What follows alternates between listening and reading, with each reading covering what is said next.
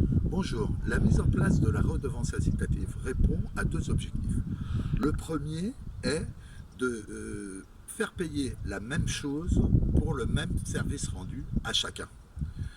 Auparavant, nous payions nos ordures ménagères sur la taxe d'enlèvement des ordures ménagères, qui est un impôt assis sur l'impôt foncier, donc sur la valeur locative des maisons, sur les éléments de confort de ces maisons.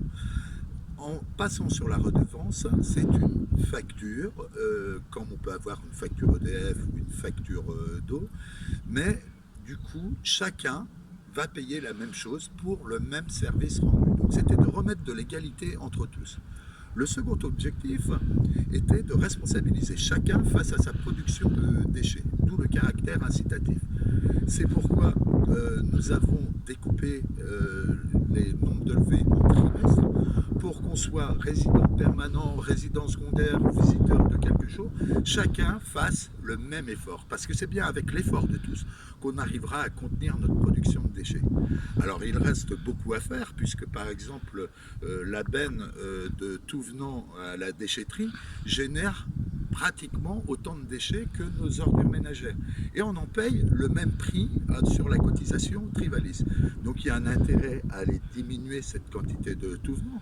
Alors d'une part, ça va être avec la construction de la recyclerie. On va pouvoir réemployer sur l'île certains objets, mais c'est aussi pouvoir mieux trier, sensibiliser les gens au ce tri sur la déchetterie pour que, par exemple, des métaux qui sont valorisables ne finissent pas dans le tout venant où on va tous le payer très cher, mais finissent bien dans la benne de métaux.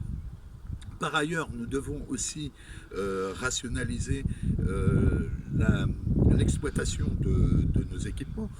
Par exemple, la gravure aujourd'hui coûte à peu près 200 000 euros par an, c'est-à-dire environ 10% de notre facture de poubelle. Donc il y a un enjeu là aussi à ce que chacun traite ses déchets verts chez lui, d'utiliser le moins possible le site. Nous avons des discussions avec l'exploitant pour aussi être propriétaire d'un certain nombre d'éléments qui impacteront moins la gestion.